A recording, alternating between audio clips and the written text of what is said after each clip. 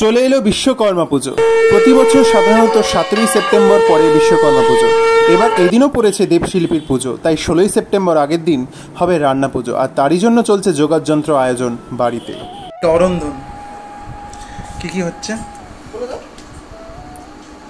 ভাজা, 3 রকমের ভাজা হবে, পটল ভাজা, বেগুন ভাজা, আর ওদিকে আলু আছে, ওই যে ওটা হচ্ছে আলু ভাজা। হ্যাঁ, 3 রকমের ভাজা করা হবে, 3 রকমের তরকারি করা হবে। এটা হচ্ছে একটা সবকিছু কেটে তৈরি হবে একটা ঘ্যাট মতো হবে। আর এর মধ্যে কি কি আছে? কুমড়ো, আলু, বেগুন, মিষ্টি আলু, পটল আর বরবটি। আর ওটা কি শাক? কলমি শাক। পালং শাক দিতে হয়, কিন্তু পালং শাক পাইনি, তাই বেলার দিকে বাজারে যাবো, তাই জন্য কলমি শাক সৃষ্টি হয়েছে। আর ওদিকে ধোকার তরকারি হবে সেকেন্ড, আর 3 নম্বর কি তরকারি হবে? ছোলার ডাল হবে, ধোকার তরকারি হবে, আর এই রাবড়া হবে একটা। ছোলার ডাল, ধোকার তরকারি আর রাবড়া হবে, এই 3টে তরকারি আর 3 রকমের ভাজা। আচ্ছা, চাটনি হবে। বছরে দুবার অরন্ধন উৎসব পালিত হয়। একটি মাঘ মাসে সরস্বতী পুজোর পরের দিন শীতল ষষ্ঠীতে শিলনোড়া পুজোর দিন, আর একটি ভাদ্র সংক্রান্তিতে মনসা পুজোর দিন। অনেকে আবার উনুন পুজো বা গৃহদেবতার পুজো হিসেবে মনে করেন এই উৎসবকে। এই দুদিন বাড়িতে উনুন জ্বালানোর নিয়ম নেই, তাই আগের দিন রান্না করে সেই বাসি খাওয়ার রীতি রয়েছে এই অরন্ধনে। সাধারণত বিশ্বকর্মা পুজোর আগের রাত থাকে অমাবস্যার ঘুটঘুটে অন্ধকার, আর সেই অন্ধকারে সারা রাত জেগে গৃহস্থ বাড়িতে অরন্ধন পার্বণ হয়। দেবীপক্ষের আগে রান্না পুজোই বাঙালিদের শেষ উৎসব। এরপর যা হবে উৎসব, তার সবই হবে মহালয়ার পরে। দেবী দুর্গার মর্তে আগমনের পর আবার উৎসবমুখী হয় বাঙালি, তাই দেবীর অপর নাম সুপর্বা। রান্না পুজোর পরের দিন অর্থাৎ বিশ্বকর্মা পুজোয় মূলত বাসি খাওয়ার রীতি আছে, যার মধ্যে পান্তা ভাত উল্লেখযোগ্য। আমাদের বাড়িতেও তাই হচ্ছে। অনেক বাড়িতে আমিষ রান্না পুজোও হয়, তো কোথাও আবার এই পার্বণ একেবারে নিরামিষ হয়। আমাদের বাড়িতে নিরামিষ। এটা কি মাখাচ্ছ?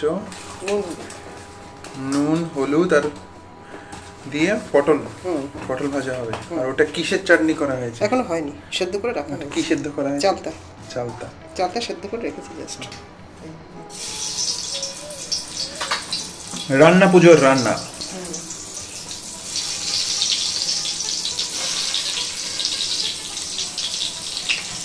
তো এই রান্না পুজো আমাদের বাড়িতে কিন্তু এই প্রথম হচ্ছে। অ্যাকচুয়ালি এটা ঘটিদের পুজো, ঘটিদের রান্না পুজো। তো বাবার দিকে ঘটি, মার দিকে বাঙাল। তো মা প্রথম রান্না করছে রান্না পুজো। মার এখন খেয়াল হয়েছে, এই বছর থেকে করছে।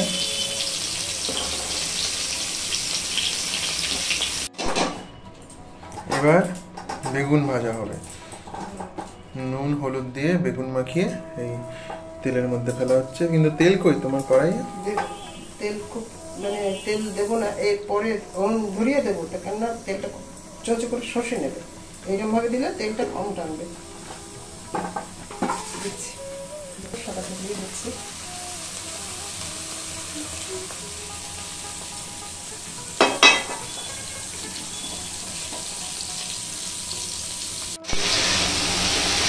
আলু ভাজা হচ্ছে লঙ্কা দিয়ে। তবে গোত্র অঞ্চল ভেদে তারতম্যে বিভিন্ন নিয়ম দেখা যায় এই উৎসবে। দেবী বিভিন্ন স্থানে ভিন্ন রূপে পূজিত হন এদিন। কিছু স্থানে দেবী মনসাকে উৎসর্গ করা হয় মরশুমের সেরা শাকসবজি দিয়ে, মাছ দিয়ে। জিরে, নুন আর লঙ্কা। এটা কি ভাজা হচ্ছে?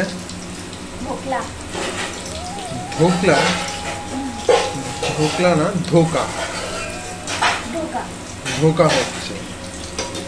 কার সাথে ধোকা হচ্ছে? লাল লাল করে ভেজে তুলে নেওয়া হবে বার বাই বার।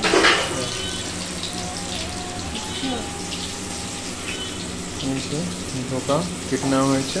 মানে ধোকাটা কি ডাল দিয়ে বানানো হয়? ছোলার ডাল। তারপরে বানিয়ে তারপরে শেপ করে কেটে নিয়েছো, তাই তো?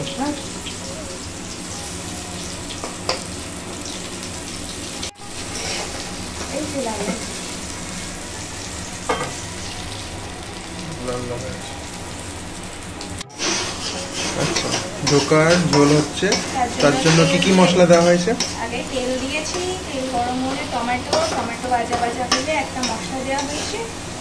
মশলাটা নিরামিষ মশলা। বলো কি কি আছে আমি বলে দিচ্ছি। ওই তো জিরে, মরিচ, মেথি, তারপরে কাঁচা লঙ্কা এইসব দিয়ে একটা মশলা দিয়ে এখন মশলাটা কষানো হচ্ছে। পরিমাণ মতো লবণ দেওয়া হয়েছে, এবার চিনি দেওয়া হবে। এরকম লাল লাল বেরিয়েছে না, মশলাটা কষানো হয়ে গেছে। দেখতে কিন্তু খুব সুন্দর লাগছে, কালারটাও খুব সুন্দর আসবে, আর খেতে তো খুব ভালো লাগবে। এরপর ধোকাগুলো দেওয়া হবে। এবারে বলো এটা কি মশলা? আর একটা মশলার পেস্ট যাচ্ছে, এর মধ্যে আদা বাটা, আদা আছে, তেজপাতা আছে। দেখো একটু সামনে দেখাও মশলাটা কি। আদা আছে, তেজপাতা আছে, আর মনে করি আদা তেজপাতা কাঁচা লঙ্কা, আদা তেজপাতা কাঁচা লঙ্কা দিয়ে মিক্সি মেশিনে গুঁড়ো করে নেওয়া হয়, পেস্ট করে নেওয়া হয়।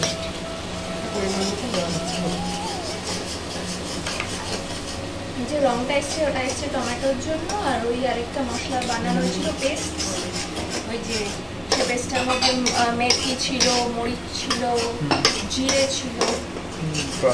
এবারে দেবো খুব সুন্দর তেল তেলে দেবো, এটা কষছে, তেল ছেড়ে দিচ্ছে। একটু হিং দেওয়া হবে। আচ্ছা, নুন দেওয়া হয়েছে? হ্যাঁ, নুন। দেখছো, এটা হচ্ছে কষে গেলে মশলাগুলো ভাজা হয়ে যাবে, তেল ছেড়ে নিরামিষ রান্নার জন্য দিতে হয় বাবা। নিরামিষ যখন ঠাকুর রান্না করে ঠাকুরের জন্য, তখন এই উপকরণগুলো লাগে। মিশিয়ে দেওয়া হচ্ছে। ওটা কষ্ট হয়ে গেলে জল দেবে, বেশি জল দেবে না, কিন্তু গামাখা মাখা হবে, একদম গামাখা মাখা হবে।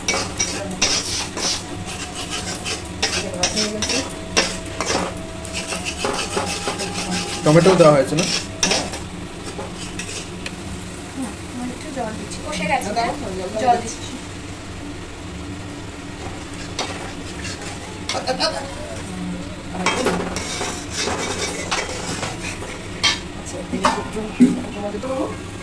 এই ঝোলটা এখন ফুটে উঠছে, এবার এর মধ্যে ধোকাগুলো এক এক করে দেওয়া হবে আস্তে আস্তে। দিয়ে দিলাম এই যে ধোকাগুলো এর মধ্যে ছেড়ে দেওয়া হচ্ছে। অরন্ধনের জন্য রান্নার সময় উনুনের আঁচ সাধারণত একটানা জ্বালাই রীতিবান নিয়ম, এবং এই সময় রান্না করা হয় অল্প জলে, যাতে গরমে নষ্ট না হয়ে যায়। বাংলার ধর্মপরায়ণ রমণীকুল পূজা বার ব্রত উপলক্ষে উপসী থেকে পূজার সমাপনান্তে দেবীর ব্রত কথা পাঠ বা শ্রবণ করে থাকে। এই আমাদের ধোকার তরকারি রেডি। বেশ মাখো মাখো ঝোল হয়েছে, কালারটাও সুন্দর, গন্ধটাও কিন্তু খুব সুন্দর আসছে। না,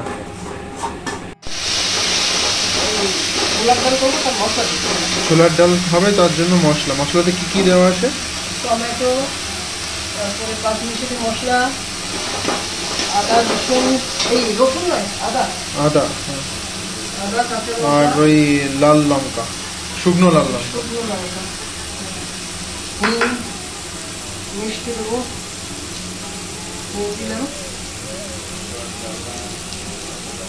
পটল একসাথে ভালো হচ্ছে। আচ্ছা, তারপরে কুমড়ো, রাঙা আলু দিয়ে দিলাম। রাঙা আলু আর কুমড়ো। হ্যাঁ, সব ঠিক আছে।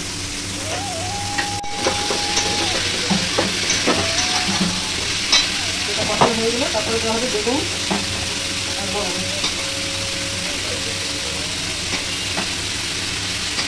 রাঙা আলু।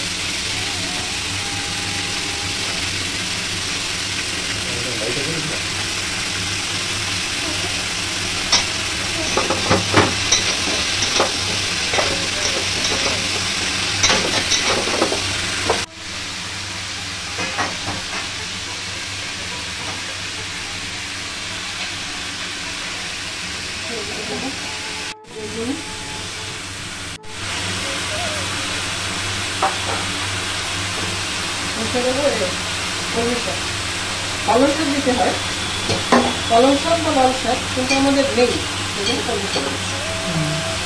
এই রান্নার আয়োজন পুরোটাই আমার মা আর বউ মিলে একসাথে করেছে। মা আর বউ দুজনেই পরিবার সূত্রে ওপার বাংলা, আর বাবা এপার বাংলার অর্থাৎ ঘটি, আর মা ওপার বাংলা অর্থাৎ বাঙাল, আর দুই মিলে আমি হচ্ছি বাটি। তোমার এটা কি দিচ্ছ? শাক, কলমি শাক। একটা রাবড়া হবে, একটা তরকারির ঘ্যাট হবে। তরকারির ঘ্যাট, এর মধ্যে অনেক রকমের সমস্ত সবজি রয়েছে। দেখো এই যে কুমড়ো আছে, আলু আছে, পটল আছে, রাঙা আলু আছে, এখন এই পালং শাক দেওয়া হলো, টমেটো আছে, বরবটি আছে, এই সব কিছু দিয়ে একটা মিক্সচার। তারপর হলুদ, নুন আর মশলা দিয়ে নাড়ানো, নাড়িয়ে ঢেকে দেওয়া। গায়ে থেকে জল দিয়ে দিবে, আর জল দিতে লাগবে। জল দিতে লাগবে না, খুব টেস্টি হবে। এটা হচ্ছে মিক্সড ভেজিটেবল রাবড়া বলে, রাবড়া। বাঙাল বাড়িতে রান্না পুজোর চল নেই, ঘটি বাড়িতেই একমাত্র এই পুজো হয়ে থাকে। আর আমাদের বাড়িতে এই বছরই প্রথম হচ্ছে, সেই জন্য তো খুবই এক্সাইটেড। আশা করি আগামী দিনগুলিতেও এই রান্না পুজো আমাদের বাড়িতে হবে।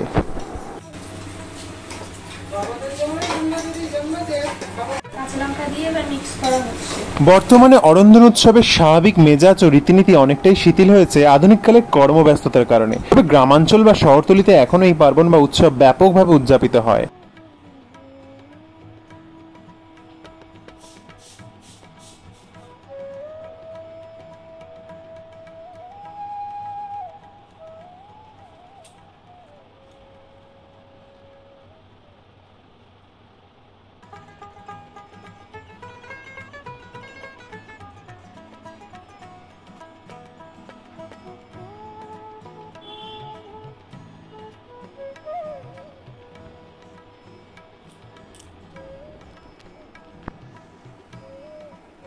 আলু জ্বালাও।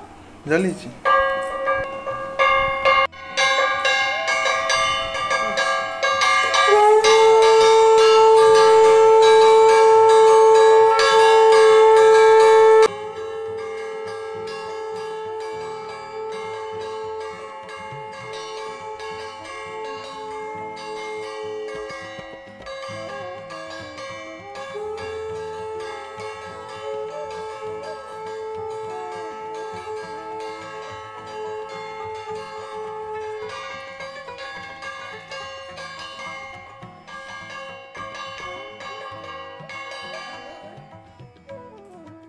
এই বছরের রান্না পুজোটি আমাদের বাড়ির প্রথম রান্না পুজো, তাই এই বছর আমরা শুধুমাত্র 3টে পদই রান্না করেছিলাম, অর্থাৎ 3 রকমের ভাজা এবং 3 রকমের তরকারি ছিল।